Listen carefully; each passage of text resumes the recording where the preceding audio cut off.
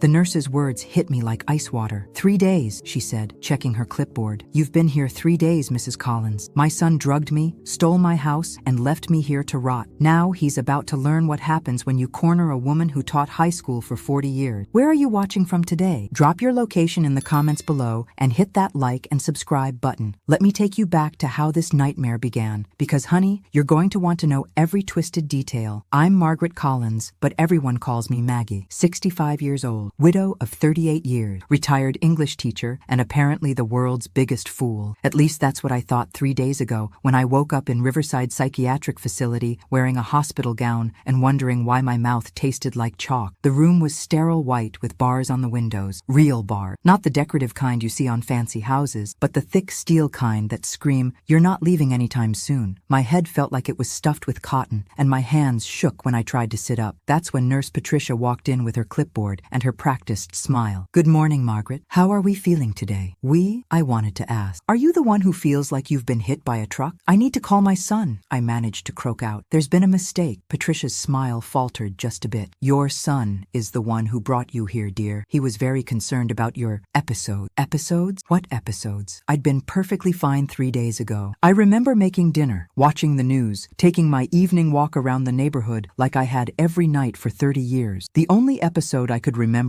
was discovering that my checking account was missing $15,000, but I'd planned to discuss that with David in the morning. "I want to leave," I said, throwing back the thin hospital blanket. "Oh, sweetie, that's not possible right now. Your son has filed a petition for temporary guardianship. He's worried about your mental state." The words came at me like a punch to the stomach. Guardianship? Mental state? I'd written lesson plans for teenagers for 4 decades. I'd balanced my checkbooks to the penny every month since 1985. I'd been driving myself to doctor's appointments, grocery shopping, and maintaining a 2-story house without help from anyone. "Where are my clothes?" I demanded. "In the closet. But Mrs. Collins, you really should rest. The doctor will want to see you later today." I stood up on shaky legs and walked to the small closet. My blue cardigan, the one David's wife Emma had given me last Christmas, hung there, looking as confused as I felt. My purse was nowhere to be seen. "My purse? Where's my purse?" "Your son took it for safekeeping. He thought it might upset you to worry about those things right now." "Those things?" "Like my driver's license, my credit cards, and the key to the house I'd lived in for 35 years. That's when the fog in my brain started to clear, and the pieces began falling into place like a horrifying jigsaw puzzle. The missing money, David's sudden visits over the past month, his questions about my will, my insurance policies, my investment accounts, his insistence that I needed help managing my finances, and Emma, sweet, helpful Emma, who'd been bringing me homemade cookies twice a week for the past month. Cookies I'd eaten gratefully, never noticing the slightly bitter aftertaste that I'd attributed to too much vanilla. I sat back down on the bed, my mind racing. If David had filed for guardianship, he would have access to everything. My bank accounts, my house, my life savings. The man I'd raised, fed, clothed, and put through college had drugged me and locked me away so he could steal everything I'd worked for. But here's the thing about teaching teenagers for 40 years. You learn to spot a con artist from 50 feet away. Patricia was still hovering in the doorway when I looked up at her with my sweetest grandmother smile. "Nurse Patricia, would you mind terribly bringing me a phone? I'd like to call my lawyer." The color drained from her face faster than water down a sink. "Your lawyer?" Patricia's voice pitched higher than a dog whistle. "Mrs. Collins, perhaps you should speak with Dr. Morrison first. He's very good at helping patients work through their concerns." Concerns? As if being kidnapped and robbed by your own child was something you worked through in therapy instead of criminal court. "Oh, I'm sure Dr. Morrison is lovely," I said, maintaining my teacher voice, the one that could make football players apologize for chewing gum. "But I'm quite certain my attorney will be even more helpful in this particular situation." Patricia fidgeted with her clipboard. "Let me check with the supervisor about phone privileges." Phone privileges? Like I was a teenager who'd missed curfew? After she left, I sat on the edge of that narrow bed and did what I'd done every day for the past 30 years. I made a plan. Step 1, get out of this place. Step 2, find out exactly what David had done. Step 3, make him regret the day he decided his mother was an easy target. The door opened again, but this time it wasn't Patricia. A tall man in a white coat strode in with the confidence of someone who'd never been challenged by a 65-year-old woman with nothing left to lose. "Mrs. Collins, I'm Dr. Morrison. Your son has told me quite a bit about your recent behavior." "Has he now?" I folded my hands in my lap. "And what exactly did my devoted son tell you?" Dr. Morrison consulted his chart. "Paranoid delusions about money being stolen, accusations against family members, increasingly erratic behavior. He's very concerned." I almost laughed out loud. David had always been clever. I'd give him that. Turn the victim into the villain. Make the crime look like a symptom. Doctor, may I ask you something? How long have you been practicing medicine? He straightened his tie. 15 years. Wonderful. In those 15 years, how many patients have you treated who claimed their money was being stolen? Mrs. Collins, financial paranoia is quite common in patients your age. How many turned out to be right? That stopped him cold. He opened his mouth, then closed it again. Because I taught high school English for 40 years, doctor. Do you know what that means? It means I've read thousands of essays where teenagers tried to convince me that their homework was eaten by dog, their computers crashed at midnight, and their grandmothers died 12 times in one semester. I stood up and walked to the window, noting that we were on the 3rd floor. Not ideal for escaping, but good to know. It means I can spot a lie from across a crowded room. And my son? He's been lying to me for months. Dr. Morrison scribbled something on his chart. Mrs. Collins, I understand you're upset. Upset? I turned to face him. Doctor, if someone drugged you, kidnapped you, and locked you in a psychiatric facility so they could steal your life savings, would you call that being upset? No one has drugged you, Mrs. Collins. Your blood work shows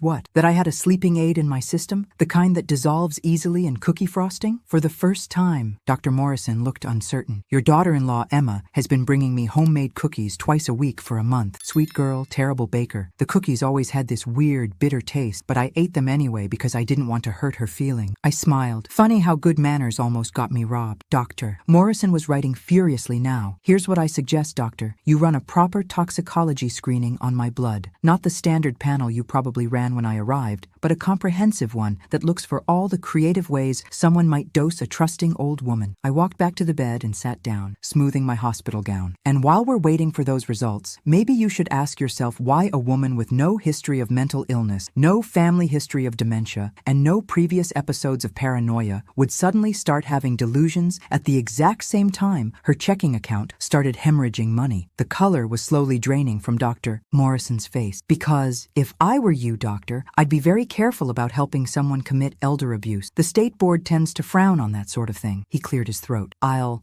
order the extended toxicology panel. Thank you. And doctor, I'd like that phone call now. After he left, I allowed myself one small smile. David had made a classic mistake. He'd underestimated his target, but then again, he'd always been too busy to pay attention in my classes. The phone call changed everything. Not because my lawyer William Henderson was particularly surprised. Apparently, he'd been fielding calls about suspicious guardianship cases for years. What surprised him was the speed with which David had moved. Maggie, the paperwork was filed yesterday morning. Someone's been planning this for months. I sat in the visitor's room where they'd finally allowed me to make my call, wearing my own clothes again thanks to William's immediate intervention. Turns out lawyers have a funny way of making hospital administrators remember patients' rights. How long do I have? I asked. The hearing is scheduled for next week. But Maggie, there's something else. David's already started liquidating your asset. My hand tightened on the phone. What do you mean? He put your house on the market this morning. Listed it as a quick sale, 20% below market value. The room started spinning. My house. The place where I'd raised David, where Harold and I had shared 35 years of marriage, where every room held memories I wasn't ready to sell. Can he do that? If the guardianship goes through, yes, but there's something that doesn't add up, Maggie. The paperwork shows he's claiming you've been incompetent for 6 months. That means he would have needed medical documentation going back. Dr. Peterson, I breathed. Who? My family doctor. David insisted I start seeing him 3 months ago. Said my regular doctor was too old, that I needed someone more current with geriatric care. William was quiet for a moment. Maggie, I think we need to have a serious conversation about how deep this goes. 2 hours later, I was sitting in William's office, no longer a psychiatric patient, but not yet a free woman either. The temporary guardianship order was still in effect, which meant David had legal control over my life until next week's hearing. The good news, William said, spreading documents across his desk, is that Dr. Morrison ran that comprehensive toxicology panel. You had enough lorazepam in your system to sedate a horse. Lorazepam, anti-anxiety medication, dissolves easily in food, causes confusion, memory problems, and disorientation. Perfect for someone trying to build a case that you're losing your mental faculties. I stared at the lab result. How long would someone have to dose me to make it look convincing? Based on these levels, at least 6 weeks, probably longer. Emma's twice-weekly cookie visits suddenly made perfect sense. Sweet, helpful Emma, with her apologetic smile smile and her terrible baking skill. William, I need you to be straight with me. How much trouble am I in? He leaned back in his chair, and I could see him calculating. If this case goes badly next week, David will have legal control over every aspect of your life. Where you live, how you spend your money, what medical care you receive. He could sell your house, liquidate your investments, and move you to whatever facility he chooses. And if it goes well, if we can prove he orchestrated this, he'll be facing federal charges for elder abuse, fraud, and conspiracy. We're talking serious prison time. I thought about David as a little boy, how he used to climb into my lap when thunderstorms scared him, how proud I'd been when he graduated college, when he got married, when he bought his first house, how that same little boy had spent months planning to drug and rob his own mother. William, I need to ask you something, and I need an honest answer. Shoot, do I seem like a confused old woman to you? He smiled for the first time since I'd arrived. Maggie, confused old women don't figure out they've been systematically poisoned. They don't demand extended toxicology panels, and they sure as hell don't retain lawyers from psychiatric facilities. Then let's make sure everyone else sees what you see. What do you have in mind? I pulled out my phone, the one William had retrieved from hospital security, along with my purse and my dignity. I'm going to call my son and tell him I'm coming home. Maggie, that's not— Oh, I'm not really going home. But David thinks he's dealing with a confused old woman who doesn't understand what's happening to her. Let's let him keep thinking that. I dialed David's number before William could object. Mom? David's voice was carefully controlled. How are you feeling? Oh, sweetheart, I'm so confused. The doctors say I've been sick, but I don't remember being sick. I could hear the relief in his voice. Mom, you've been having some memory problems. Emma and I have been worried about you. Have we? That's terrible. David, they're saying I can come home now, but I need you to pick me up. I don't think I should drive. Of course, Mom. I'll be right there. After I hung up, William was staring at me like I'd grown a second head. You're going to confront him? I'm going to let him think he's won. And while he's celebrating, I'm going to find out exactly how much of my life he's already stolen. But first, I had one more call to make. The number I dialed belonged to my neighbor Helen Watkins, who'd been living next door for 15 years and had the nosiness of a professional gossip columnist. If anything unusual had been happening at my house, Helen would know about it. Margaret, oh, honey, I've been so worried about you. Emma told me you were in the hospital. Emma had been busy, apparently. I'm much better now, Helen. Listen, I was wondering, has everything been quiet at the house while I've been away? Well, not exactly.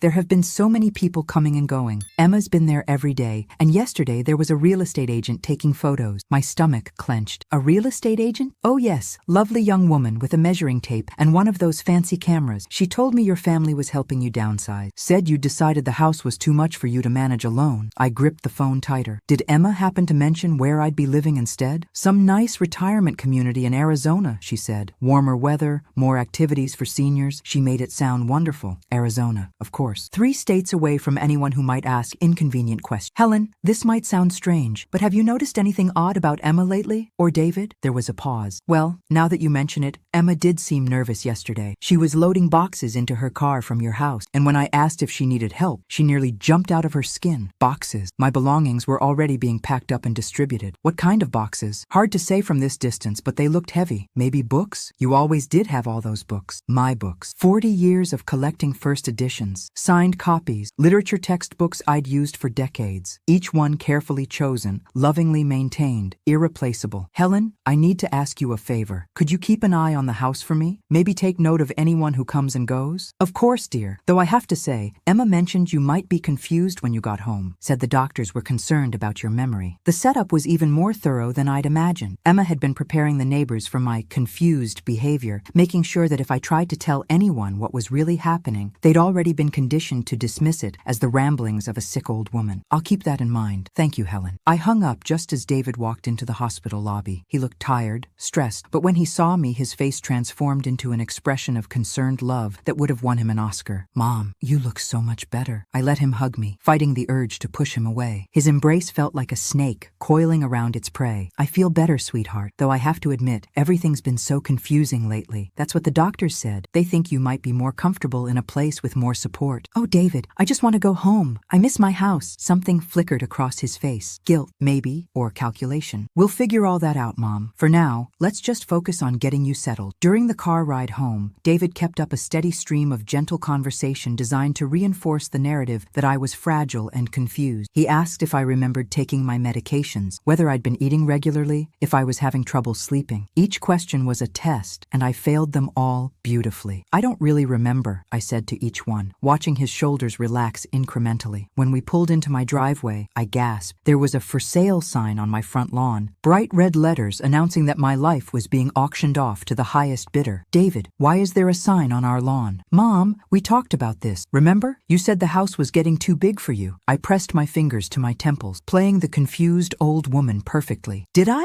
I don't remember saying that. Don't worry about it right now. Let's just get you inside. But as we walked up the front steps, I noticed something that made my blood run cold. The lock on my front door had been changed. David pulled out a shiny new key, and I realized that if I had actually been confused, if I had really been suffering from dementia, I wouldn't be able to enter my own home without his permission. The trap was already sprung. I just hadn't been caught in it yet. Once inside, the full scope of their betrayal became clear. Half my furniture was gone. The antique dining set Harold had inherited from his grandmother, gone. The china cabinet with my mother's dishes, empty. My bookshelf, which yesterday had been filled with 40 years of carefully curated literature, now held only a few paperback novels. Where are my books? The question slipped out before I could stop it. David exchanged a glance with Emma, who had appeared from the kitchen wearing rubber gloves and carrying a box. Mom, you said you wanted to donate them, remember? You said they were just collecting dust. But I could see the truth in their faces. They hadn't donated my books. They'd sold them, probably to used bookstore dealers who paid cash and didn't ask questions about provenance. That's when I understood the full magnitude of what they'd done. This wasn't just theft. It was erasure. They weren't just stealing my money and my house. They were stealing my history, my identity, everything that made me who I was. And they were doing it systematically, methodically, with the kind of careful planning that suggested they'd done this before. Emma disappeared into the kitchen with her box, and I heard the telltale sounds of drawers being opened and closed. She was packing up my kitchen supplies, the good knives, the copper pots I'd collected over decades, probably my mother's silver service too. I should probably lie down, I told David, maintaining my confused, elderly woman act. I'm feeling a bit overwhelmed. Of course, Mom. Why don't you rest in your room for a while? Emma and I will take care of everything down here. My room, as if I were a guest in my own house. I climbed the stairs slowly, partly for effect and partly because I was genuinely exhausted from the emotional roller coaster of the past few hours. But as soon as I reached the second floor, I understood why they'd been so eager to get me out of the way. My bedroom had been transformed into a staging area for their operation. Boxes lined the walls, each one labeled in Emma's neat handwriting. Books, sell, china, storage, jewelry, appraise, linens, donate. They'd cataloged my entire life like inventory at an estate sale. I walked to my dresser and opened the top drawer. Empty. My jewelry box, which had sat in the same spot for 30 years, was gone. Harold's watch, my grandmother's pearl necklace, the diamond earrings I'd worn on my wedding day, all of it vanished. But it was the box labeled photos trash that nearly brought me to my knees. Inside were hundreds of family pictures spanning 6 decades. Harold and me on our honeymoon, David's first step, Christmas mornings, birthday parties, graduations, vacations, every precious memory I'd carefully preserved, labeled trash by the people who appeared in half of them. I sat on my bed, which was now the only piece of furniture left in the room, and tried to process the scope of their betrayal. This wasn't opportunistic crime. This was systematic destruction, carried out over months with military precision. My phone buzzed, a text from an unknown number. Mrs. Collins, this is Nancy from Premier Real Estate. We have several interested buyers for your property. Could we schedule showings for this afternoon? They'd already started showing the house to buyers. While I was locked in a psychiatric facility, strangers had been walking through my home, evaluating my life, making offers on my memories. I heard footsteps on the stairs and quickly shoved the phone under my pillow. Mom? David's voice carried a note of artificial concern. How are you feeling? A little better. David, could you sit with me for a minute? He perched on the edge of the bed, close enough that I could see the guilt warring with greed in his eyes. Sweetheart, I've been thinking about what you said, about the house being too big for me. His posture straightened slightly. Yes, maybe you're right. Maybe I should consider moving somewhere with more support. The relief that washed over his face was almost comical. I'm so glad you're thinking about it, Mom. Emma and I have been researching some really nice places. In Arizona? He couldn't quite hide his surprise. How did you? Helen mentioned it when I called her. She said Emma told her about a lovely retirement community there. Oh, right. Yes, it's supposed to be beautiful. Year-round sunshine, lots of activities, and far from here. Well, yes, but Mom, that's not necessarily a bad thing. Sometimes a fresh start is exactly what a person needs. A fresh start. What a lovely way to describe being exiled from your own life. David, can I ask you something? Of course. The money that's been missing from my checking account. Do you know anything about that? For a split second, his mask slipped. I saw panic flash across his features before he recovered. Mom, you've been confused about the finances lately. Emma's been helping you pay bills, remember? Sometimes you forget you've written handwritten check, $15,000 worth of checks. It sounds like a lot, but when you add up all the monthly expenses, he was good. I'd give him that. If I had actually been suffering from dementia, his explanation would have been perfectly plausible. Memory problems would explain the missing money, the confusion about selling the house, the disorientation about Arizona retirement communities. You're probably right, I said, giving him a grateful smile. I'm so lucky to have you and Emma looking out for me. He squeezed my hand, and I fought the urge to recoil. We love you, Mom. We just want what's best for you. After he left, I sat in that empty room surrounded by boxes of my stolen life and made a decision. They thought they were dealing with a confused old woman who would go quietly into exile while they divided up her assets. They were about to learn the difference between confused and furious. I pulled out my phone and scrolled through my contact until I found the number I was looking for. Detective Sarah Martinez had been one of my students 15 years ago, a shy girl who'd blossomed into a confident woman with a badge and a deep sense of justice. If David wanted to play games with his mother's life, it was time he learned that some lessons come with handcuffs. But first, I needed evidence, and I knew exactly where to find it. Detective Sarah Martinez arrived at my house 20 minutes after I called her, dressed in civilian clothes and carrying what looked like a social visit coffee cup. Smart girl. I always knew she'd go far. Mrs. Collins, she said, giving me a careful hug. I was so sorry to hear you'd been unwell. The word unwell carried just enough emphasis to let me know she'd done her homework before arriving. Sarah had always been thorough, even as a 16-year-old writing essays about social justice. Sarah, dear, come in. I've missed you. We settled in my living room, or what was left of it. Sarah's trained eyes swept over the half-empty space, cataloging the missing furniture and packed boxes like evidence at a crime scene. Mrs. Collins, when you called, you mentioned some concerns about your recent hospitalization. I did indeed. I pulled out my phone and showed her the text from the real estate agent. Tell me, Sarah, in your professional opinion, is it normal for someone to list their house for sale while they're unconscious in a psychiatric facility? Her jaw tightened as she read. No, ma'am, it's not. I thought not. And would you say it's normal for family members to pack up and sell someone's belongings while they're receiving medical treatment? Mrs. Collins, are you saying you didn't consent to any of this? I'm saying I was drugged, kidnapped, and robbed by my own son, and I have the lab results to prove it. I handed her the toxicology report William had given me. Sarah read it twice, her expression growing darker with each line. This level of lorazepam, Mrs. Collins, this could have killed you, but it didn't. And now I need to figure out exactly how far this conspiracy goes. Sarah set down her coffee cup. What do you mean? Think about it, dear. David couldn't have done this alone. He needed a doctor to sign commitment papers, a hospital to accept them, lawyers to file guardianship documents. This isn't a one-person operation. I walked to the window and pointed toward Dr. Peterson's office building, visible 3 blocks away. 3 months ago, David insisted I switch doctors, said my old physician was behind the times. Dr. Peterson has seen me exactly 4 times, and somehow he was comfortable declaring me mentally incompetent. That's concerning. It's criminal. And I suspect if we dig deeper, we'll find Dr. Peterson has a history of conveniently diagnosing elderly patients as incompetent right before their families petition for guardianship. Sarah was taking notes now, her pen moving rapidly across her small notepad. Mrs. Collins, I have to ask, do you have somewhere safe to stay? If your suspicions are correct, you could be in danger. Before I could answer, I heard the front door open. David's voice carried from the hallway. Mom, I brought dinner. Sarah and I exchanged glances. That's my cue to be the confused old woman again, I whispered. Play along. When David entered the living room, carrying bags from my favorite Chinese restaurant, his step faltered slightly at seeing Sarah. Oh, I didn't realize you had company. David, you remember Sarah Martinez. She was one of my students. Of course. David's smile was perfectly calibrated, warm but not effusive. How nice to see you again. I heard Mrs. Collins had been under the weather, Sarah said, watching him carefully. I wanted to check on her. That's very thoughtful. Mom's been having some memory issues lately, but she's much better now. Memory issues? Sarah's voice carried just the right note of concern. Nothing serious, I hope. The doctors think it might be early-stage dementia. We're exploring some living situations that might be more appropriate. There it was. The lie, delivered smoothly to a police officer. Sarah's expression didn't change, but I caught the slight tightening around her eyes. How frightening for your family, Sarah said. Mrs. Collins seems very sharp to me, though. She has good days and bad days. Well, I'm sure you're taking excellent care of her. After David excused himself to set up dinner in the kitchen, Sarah leaned close to me. Mrs. Collins, he just lied to a police officer about your medical condition. That's a crime. Add it to the list, dear. But we need more than lies. We need documentation. What are you thinking? I glanced toward the kitchen, where I could hear David and Emma discussing which boxes to load into their car tonight. I'm thinking it's time to visit Dr. Peterson's office. After hours, of course. Sarah's eyes widened. Mrs. Collins, I cannot and will not participate in breaking and entering. Of course not. You're a law enforcement officer with a sterling reputation. I smiled sweetly. But I'm just a confused old woman who might accidentally wander into the wrong building while looking for the pharmacy. At 3 in the morning, Dr. Peterson's office building stood dark against the November sky. The security was minimal, a keypad lock on the front door, and basic alarm system that probably hadn't been updated since the Clinton administration. Good thing I'd spent 30 years chaperoning high school field trips and learning exactly how creative teenagers could be when properly motivated. Sarah sat in her car across the street, officially there to make sure I didn't hurt myself during my confused wandering. Unofficially, she was providing backup in case my amateur detective work went sideways. The building directory listed Dr. Peterson's office on the 3rd floor. The elevator required a key card after hours, but the stairwell door opened with a satisfying click when I applied the credit card technique I'd learned from my most enterprising students. Dr. Peterson's waiting room looked like every other medical office: beige walls, uncomfortable chairs, and magazines from 2019. But his private office told a different story. The desk was expensive mahogany, the kind that screamed success. Framed diplomas covered one wall, along with photos of Dr. Peterson shaking hands with important-looking people. And there, in the center of it all, was something that made my blood run cold. A framed newspaper clipping. Local doctor helps families navigate difficult guardianship decisions. The article, dated 6 months ago, featured Dr. Peterson discussing the challenges of diagnosing dementia in elderly patients. He was quoted extensively about the importance of family involvement in medical decisions and the need for creative solutions when traditional support systems weren't adequate. Creative solutions, like drugging patients and declaring them incompetent. I photographed the article with my phone, then turned my attention to the filing cabinet. They were locked, but apparently Dr. Peterson had never dealt with a high school teacher who'd confiscated more contraband than a customs agent. The files were organized by year, then alphabetically by last name. I found mine quickly, a folder thick enough to choke a horse, considering he'd only seen me 4 times. The documents inside made my hands shake with rage. Medical assessments dating back 6 months, before I'd ever met Dr.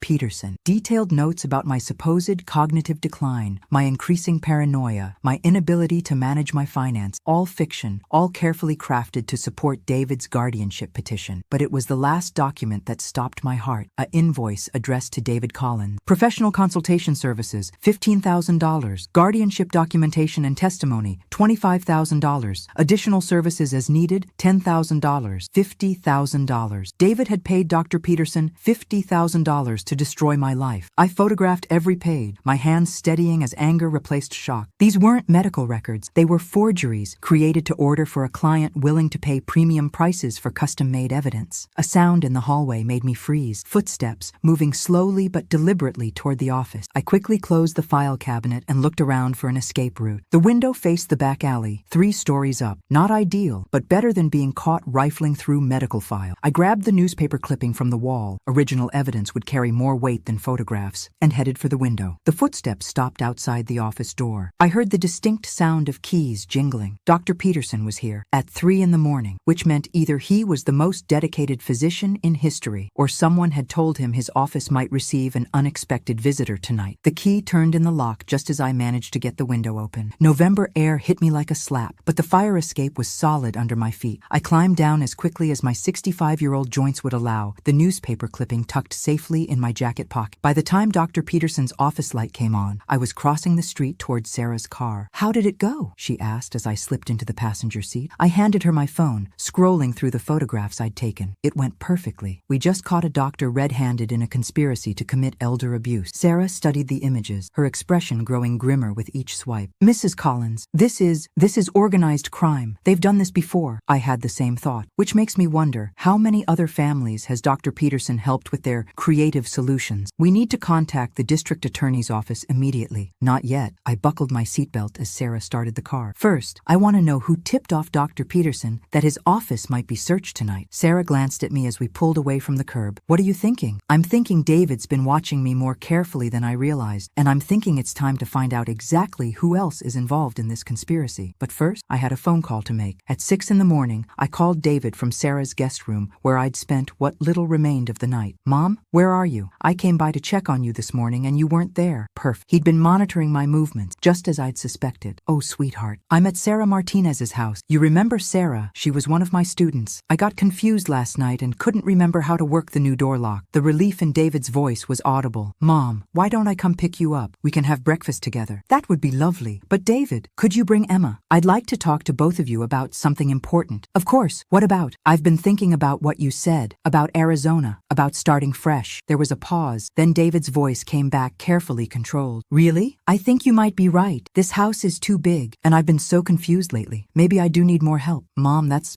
wonderful. Emma will be so relieved. Relieved. Not happy, not excited for my well-being. Relieved. There's just one thing I need to do first. I want to update my will. The silence stretched so long I thought the call had dropped. Your will? Well, yes. If I'm moving to Arizona, I should make sure everything is properly arranged. I'd like you and Emma to inherit the house immediately, so you don't have to worry about maintaining it while I'm gone. I could practically hear the gears turning in David's head. If I signed over the house before the guardianship hearing, he wouldn't need the court order. He'd have everything he wanted without the legal complications. Mom, you don't need to worry about that right now. But I do worry, sweetheart. I've been having so many memory problems lately. What if something happens to me and I haven't taken care of these details? Hook, line, and sinker. Okay, if it would make you feel better. Should I call William Henderson? Actually, I was thinking of using someone new, someone who specializes in estate planning for seniors with memory issues. Another pause. Do you have someone in mind? Emma mentioned a lawyer she knew, someone who's very understanding about these situations. I hadn't mentioned any such thing, but I was gambling that David and Emma had researched lawyers who would be cooperative with their plans. Oh, right. Richard Blackwood. Yes, he's supposed to be excellent. Bingo. Another conspirator. Perfect. Could you set up an appointment for this afternoon? I'd like to get this settled as soon as possible. After I hung up, Sarah shook her head in amazement. You're going to walk into a lawyer's office where they're planning to help you sign away your assets? I'm going to walk into a lawyer's office wired for sound and accompanied by a police detective. Mrs. Collins,